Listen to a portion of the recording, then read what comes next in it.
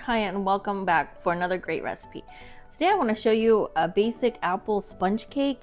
This is a popular recipe in Eastern Europe and it's also known as Sharlotka. So let me walk you through the ingredients. We're going to start out with 4 medium-sized apples. What I have here are 2 Granny Smiths and 2 Honeycrisp apples. I like to blend the two, the sour and with a little bit of the sweet apple varieties is a nice mix in this recipe. And I'm going to peel, dice them up into relatively small cubes, and I'm going to keep them in a bowl of cold water with a splash of lemon juice in there to keep them from browning as I'm chopping them all up, and they're going to also sit for a bit while we mix the batter.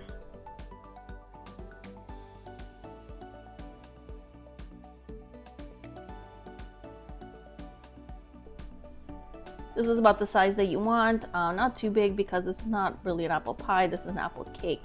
You could chop them up smaller if you want a more chewy consistency, but I like a little bit of the chunk of the apples throughout the cake.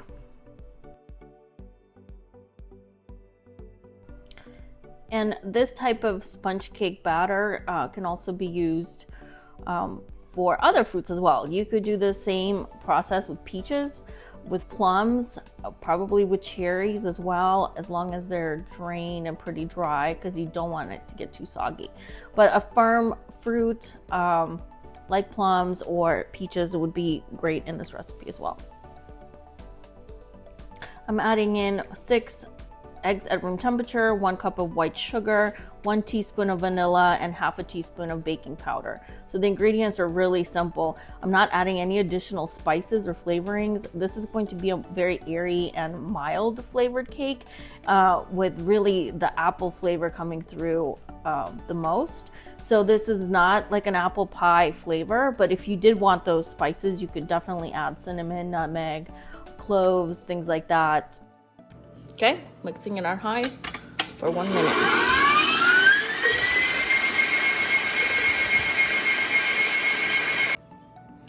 So I'm going to add in a little bit of sugar right now, about 1/3 of that, and mix it and leave it going on high for 8 minutes.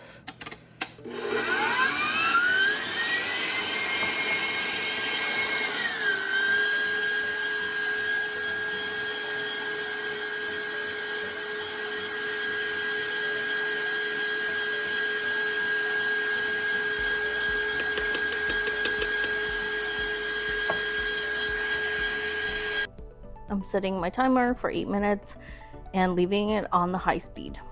This is the consistency we want, and now we're going to add flour and apples to it.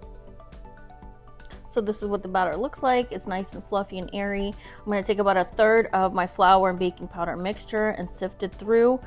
Each time I'm going to mix thoroughly, but yeah, don't over mix to keep sort of the egg really fluffy.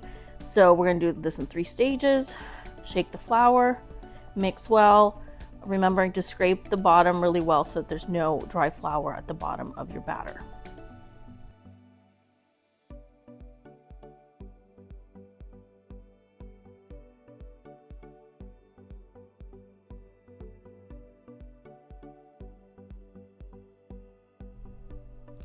Then the vanilla extract goes in as the last item before we mix in the apples.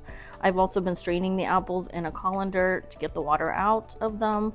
They're now strained. I'm adding them in. This does make a pretty large batter. It's going to actually be more than what we'll use in the spring form. So 2 options you have is just use a second spring form or another type of baking dish, or you can also make muffins out of the same batter. So the muffins will take 25 minutes in the oven at 350, and the cake will take 50 minutes in the oven at 350. And if you did a double of this cake, it freezes really well, so you could always stick one of them in the freezer to enjoy at a later time. So I sprayed both my baking dishes with olive oil spray. The muffins actually did end up sticking anyway, so I would recommend using muffin liners if you tried this at home. And the cake, I only filled it up about halfway to 2/3 of the height of the spring form, because the cake does expand and you don't want the batter running over your spring form when it's baking.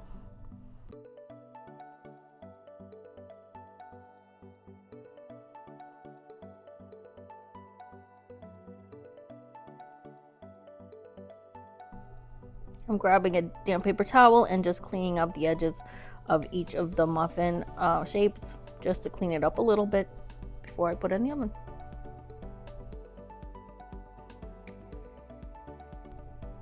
This is what they both look like at the end of each cooking time. I'm going to let them sit until they're cool to the touch, and then I'm going to use a spatula to rub along the sides to pop them out easier, both the muffins and the cake. This is the final result. This is a really light, airy cake. The tanginess of the apples comes through. It's really fresh, really nice. It's one of my favorite cakes, and I hope you really try this recipe. This cake is actually quite sweet on its own, so you don't really need to add any toppings, but if you wanted to, you could also sprinkle some powdered sugar on top, serve it with maybe some whipped cream or with some fresh berries on the side. That would be a great option as well. So I do hope you try this recipe. This is definitely a recipe that gives me some spring vibes. So thank you for watching again. Hope you stick around, and I'll see you in my next video.